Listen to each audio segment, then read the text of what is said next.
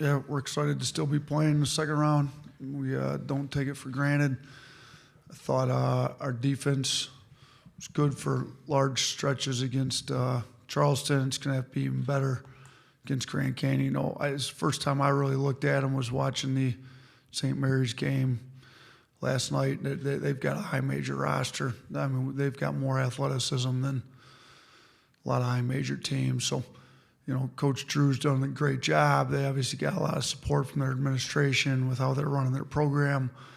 You know, there's a reason they've been winning multiple WAC titles since Coach Drew's got there. He was in our league in the SEC for a while. He knows what SEC talent looks like, and he's got some SEC talent on that roster. So, you know, they're one of the best rim protecting teams in the country. You know, they turn people over a lot. They play hard. They like to get up and down. Hopefully they still like to get up and down. Our guys obviously like to play a little up and down, as evidenced by the 109 points or whatever we had last game out. So I don't know if this will be first to 100 again or not, but should be for an entertaining game because they've got athletes. We like to get up and down.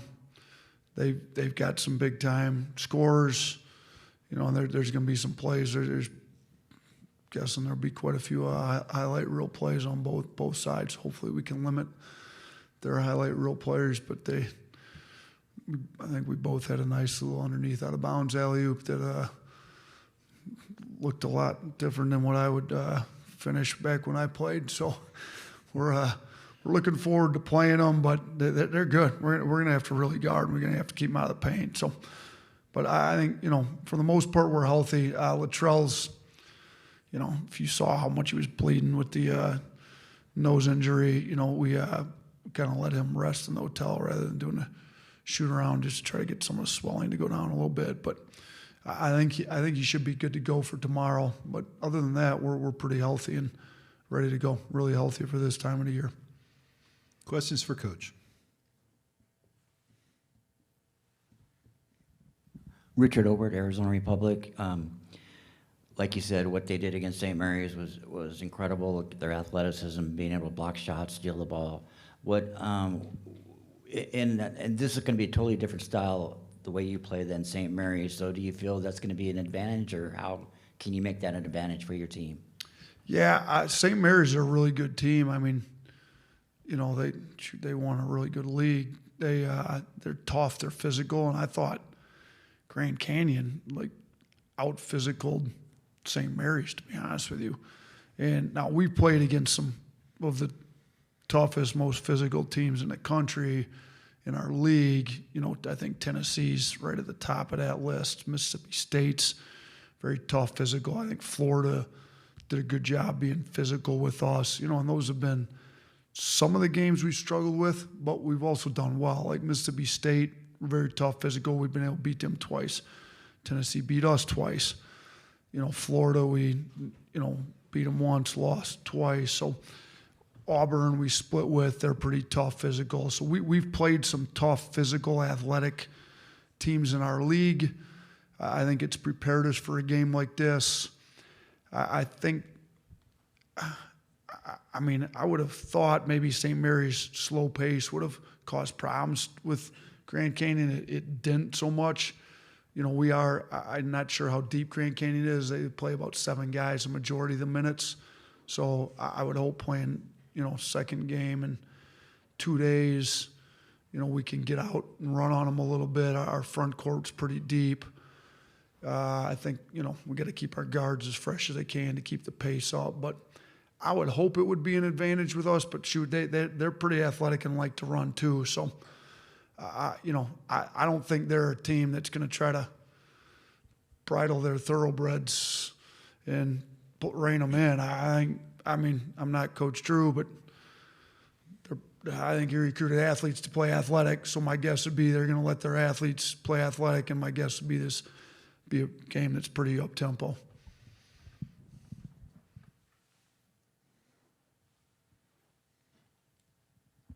Thank you. Julian Mitchell, WVTM 13 in Birmingham. Coach, you've talked about, especially on the defensive end, maybe some misses affecting things on that end of the floor. With this team, the crowd that's going to come in here supporting this team, how do you keep, and what's been the message to keeping that confidence, that mentality up, makes misses on both ends of the floor when this could get away from you with this crowd coming in? That's a good question. Grand Canyon's done a great job getting their students up here and having a big crowd. And we're out here on the West Coast, and their administration's done a really good job. Whatever method they have of emphasizing getting the crowds here, they shoot. We're gonna kind of have a road game. It seems like, with at least with their crowd they had last night. So good thing is we've played a lot of tough road games, and now we don't always do it. What we tell our guys, like, the scoreboard is irrelevant to how hard we should be playing. It's really a distraction. Well, the crowd should be a distraction too. Like, just focus on what's going on in the 94 by 52 right here and what we're doing. If the crowd's into it, great. If they're not into it, great. Whether there's 15,000 people in Coleman or whether we're in a practice where nobody but us is in the gym, it should have zero effect on your effort. Now, we're human, and sometimes that doesn't happen, but we're going to try to – if you don't turn the ball over and give them a bunch of highlight reel plays going the other way, I think you can – I don't know that you're going to totally keep the crowd out of it, but you can keep them down. I mean, the crowd gets amped with these highlight reel plays. Now, a lot of their highlight reel plays are an opponent's mistake, whether it's a turnover leading to a dunk, whether it's a big-time block shot on a shot you shouldn't have taken, whether, we got to do a good job of playing sound, fundamental, solid, tough, gritty basketball, which I think will keep the crowd down a little bit. But, it's college basketball. I like having a crowd. So whether it's an away crowd, a home crowd, there's pack the place full and let's play in front of a bunch of people. I think the band, the crowd, the student section, I mean, it's a better crowd than professional sports, and I think it's what makes one of the things that makes college basketball. So I'm looking forward to having a good crowd in here tomorrow. Hey, Coach. Matt Cohen at AL.com. I know you talked yesterday about kind of it taking guard play to win in March, and you guys have that.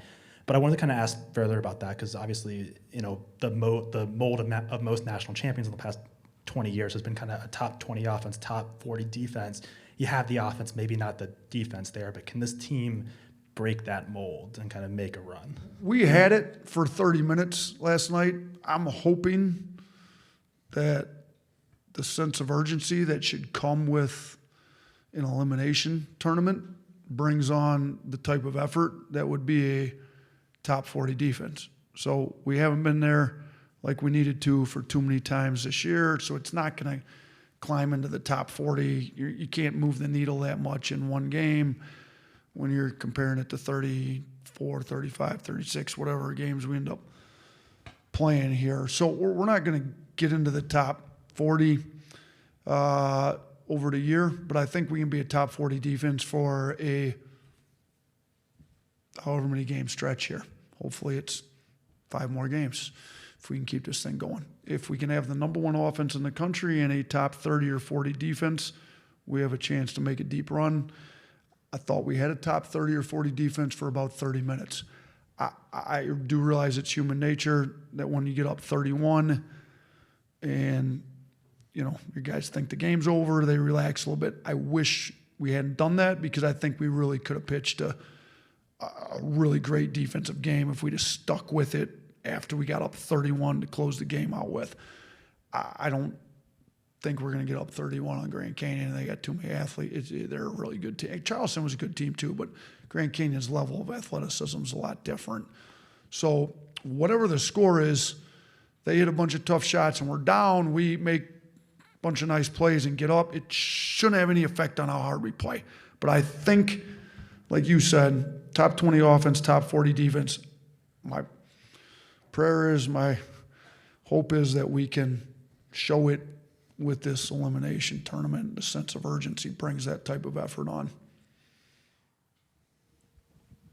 Tim Booth from the AP. Nate, I'm wondering if the way the rules are now with transfer portal and NIL, it's, in your opinion, it's easier to become an emerging program and jump up the way maybe Grand Canyon has these last couple of years versus maybe the kind of program building you had to do when you were at Buffalo before you got to Alabama. Do you feel like that's the case now, that you could see more programs like Grand Canyon sort of emerging from the smaller mid-major kind of conferences as we move forward? I think it's a good question. I think you're right on.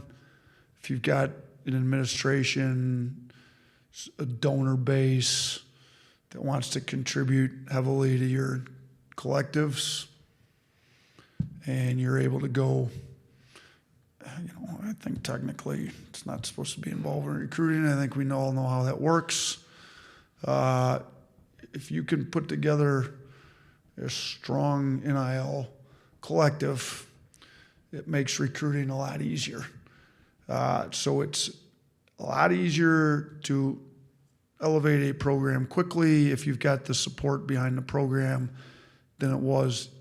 I mean, I don't feel like I've been at this level very long. This is my 5th year at Alabama. I was only 4 years as a head coach at Buffalo and 2 years as an assistant, so I haven't been in Division I very long, 11 years now. But even if you go back, 7, 8, 9 years ago, like when I was building Buffalo, I mean, you had to get a high school kid. We ended up being 14th in the country at Buffalo and won some high major games, but we had to. I don't want to totally say get lucky, but you had to kind of hit on some high school kids that everybody else missed on, didn't think they were good enough. And now, if you're at a place like a Grand Canyon, some of these kids are coming back from some really good programs. I mean, they got some transfers from, it's not like these programs missed on them. They just went somewhere and they had an NBA player playing in front of them and they couldn't get enough minutes and want to play, and now they're going to come back down, and now they're looking like they belonged at the high major school that they went to initially. So I do, and it's a lot easier to do that recruitment with some of the resources that may, and I don't know, look, Grand Canyon looks like they've got, we played down there when I was an assistant at Buffalo. Crowd was great. Facilities were great. You could tell they're investing in trying to build this program, and they hired Bryce Drew's a high major head coach that knows what he's doing. This program is definitely on the rise. They won a tournament game.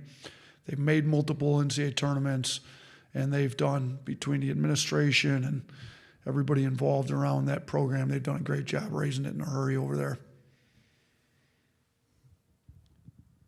Ben Rabb, Yale Daily News. Coach, I saw you go to the Yale locker room after their game the other day. Can you talk about what you said to those guys in there? I think Yale's won 2 NCAA tournament games in the history of Yale basketball, correct? So their first tournament game that they won was over Baylor in Providence. Is that accurate? I was there. We played right after them. That was my first NCAA tournament game in Buffalo.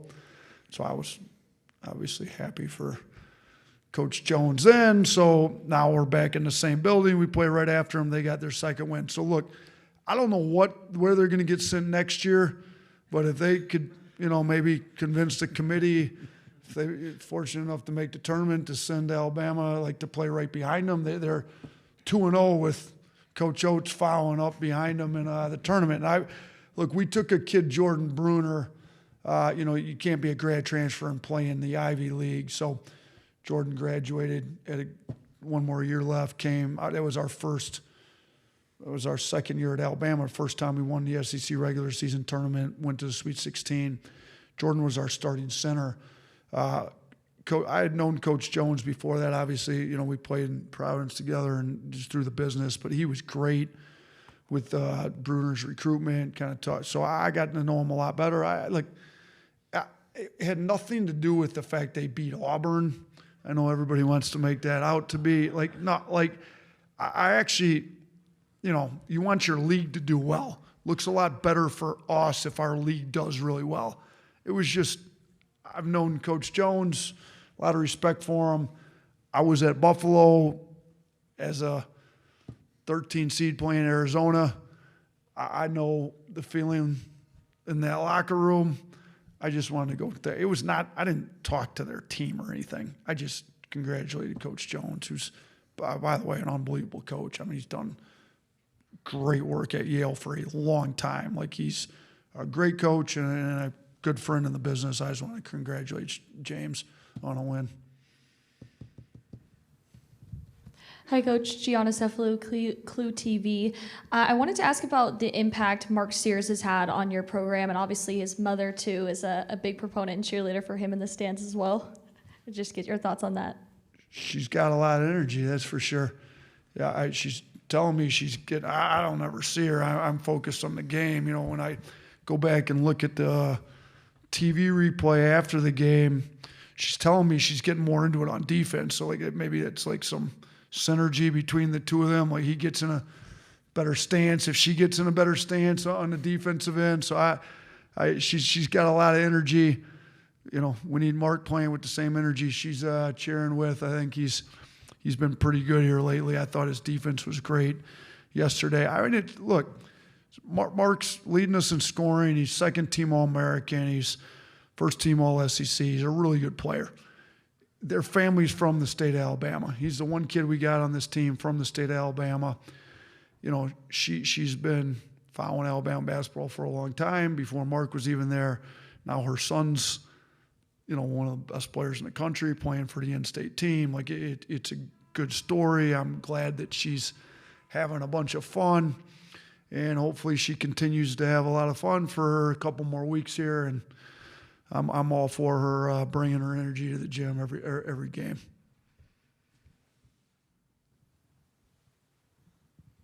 Coach D. Jackson, CBS 42 in Birmingham. You touched on something about human emotion earlier. Unfortunately, yesterday we had some human emotion that cost a team possibly a loss yesterday with the player being ejected. At this point in the tournament, is there a time where you talk to your kids about how important staying emotionally fit, how important that is for your team to advance? Yeah, for sure. I mean, we've had some issues like that in the past too. Guys make an emotional, knee-jerk reaction decision that it's not in the game of basketball and costs you. I mean, we had a player suspended for a game earlier this year, and it's not who we want to be, and I know Coach Pearl, it's not what they want to be. And I'd talked to my team even before that. I'm sure he did too, but sometimes players make decisions and you don't have full control over your players' decisions. But yeah, I make the point to our team, like, it doesn't matter how much trash is talked, how much dirty play you feel is being done to you. We're trying to win on the scoreboard. We're not trying to win a rock fight. We're not trying to win a backyard brawl. That has nothing to do with the scoreboard. If we're trying to win the game of basketball on the scoreboard, anything that has anything to do with giving the opponent an advantage, to free throws, ejection, it's not winning the game of basketball. I don't care to win a fight, a brawl, a trash-talking contest, like none of that. If it brings a tee and it helps them score more points, we don't want it.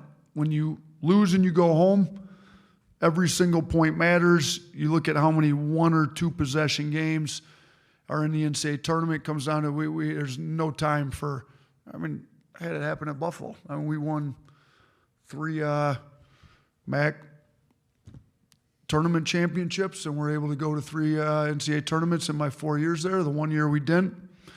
We had a kid get a flagrant foul, and it cost us in that game. Like, so I've had similar incidents, and you feel for the rest of the Auburn team and Coach Pearl, because I'm sure that they all didn't want that. And shoot, you know, he was a good player for him, but you got to make better decisions when the season's on the line.